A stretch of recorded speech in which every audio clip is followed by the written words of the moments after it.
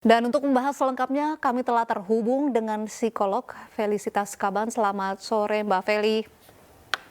Selamat sore Mbak Uci. Ya, Mbak Feli, kita melihat kasus ini begitu.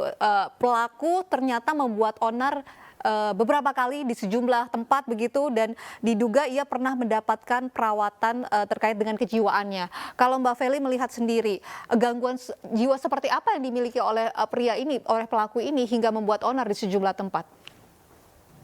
Baik, terima kasih Mbak Uci. Kalau untuk menentukan diagnosa, pria atau tersangka ini memiliki gangguan jiwa seperti apa, dibutuhkan serangkaian asesmen psikologi, dibutuhkan banyak sekali alat tes supaya bisa memutuskan bahwa gangguan jenis apa yang dialami oleh pelaku atau tersangka ini, gitu ya. Tapi kalau dilihat dari perilakunya, dilihat dari banyaknya atau sudah berulang kali melakukan hal-hal yang meresahkan orang sekitar, nah itu kita bisa bilang bahwa perilakunya cenderung abnormal, Mbak Uci.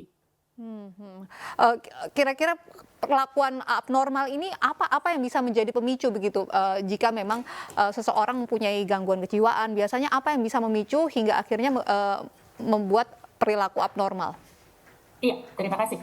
Untuk usia selevel tersangka ya, sudah masuk di usia dewasa, seyogyanya sudah memiliki kemampuan untuk mengontrol emosi. Seyogyanya sudah bisa memiliki pengetahuan untuk mana yang sebaiknya dilakukan, mana yang tidak.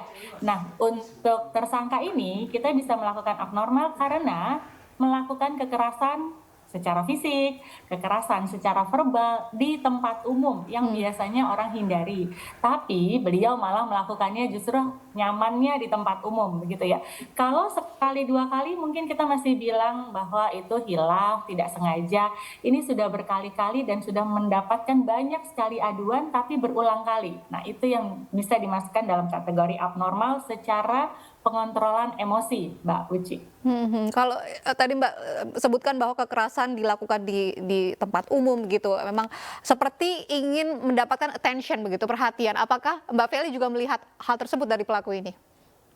Kalau kita lihat polanya yang memang banyak untuk secara menarik perhatian dengan berkata kasar, teriak gitu ya, melakukan kekerasan, membuat semua orang di sekitar untuk memperhatikan, bisa dibilang memang tujuannya mencari perhatian gitu. Tapi kita bisa lihat lagi kadangkala orang tujuannya adalah hanya untuk melampiaskan emosinya. Mmm. Sayangnya cara dan sasarannya tidak tepat, begitu Mbak Uci.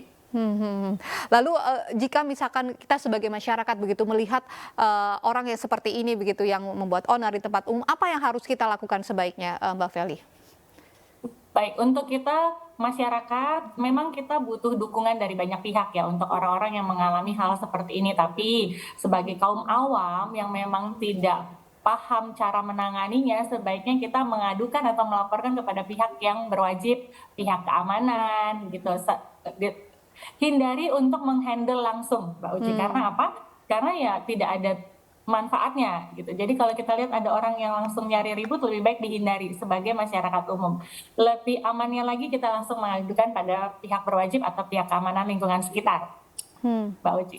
Kalau penanganan yang harus, diambil begitu oleh keluarga pelaku ini apa Mbak Feli? Ya, support keluarga sangat penting untuk di level begini ya. Karena apa? Karena keluarga yang mempunyai hak untuk misalnya memeriksa anak tersebut ke psikolog atau ke psikiater, memberikan treatment misalnya rehabilitasi atau melakukan terapi pengontrolan emosi, itu keluarga yang punya Mmm. wewenang. Biasanya pihak sekitar hanya menjudgment saja bahwa nih orang kayaknya kecenderungannya tidak oke gitu, nih orang Mmm. kecenderungannya sepertinya tidak baik di mata masyarakat. Nah, keluarga yang bertanggung jawab Mmm. penuh, Mbak Uci. Baik, terakhir Mbak Feli, Ya. apakah orang-orang dengan yang memiliki gangguan kejiwaan begitu, tidak bisa, dihukum?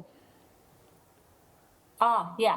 Kalau untuk hukum, kita boleh menanyakan kepada pihak yang lebih berwenang secara hukum. Hanya untuk bebas atau tidak dikenai sanksi hukum, itu dibutuhkan memang surat diagnosa bahwa orang tersebut mengalami gangguan kejiwaan. Tapi harus dilakukan atau diberikan oleh pihak yang memang sudah memiliki surat izin, psikolog bersurat izin atau dari lembaga rumah sakit yang memang sudah punya surat izin untuk mengeluarkan surat tersebut, Mbak Uci. Baik, baik, baik. Terima kasih Mbak Feli, Felicitas Kaban, psikolog sudah bergabung bersama kami di Ini Sore.